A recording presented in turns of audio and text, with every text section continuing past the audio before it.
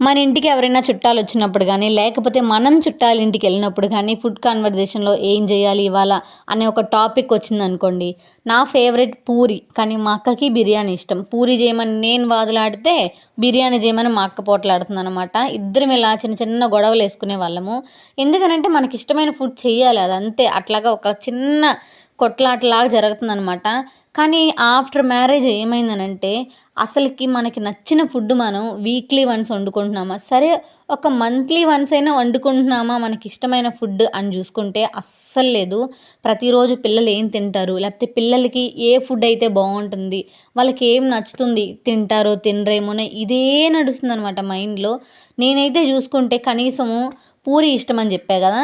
కనీసం నెలకొకసారి గూడా జేసుకున్నట్టు గుర్తులేదు నాకైతే. ఎప్పుడో 3, 4 నెలలకొకసారి జేసుకుంటాను అంతేననమాట. నేనే గాదు అందరు అమ్మలు అంతే. పిల్లలు పుట్టిన తర్వాత పిల్లల ఫేవరెటే మన ఫేవరెట్ అయిపోతుంది. పిల్లల ఫుడ్డే మన ఫుడ్ అయిపోతుంది.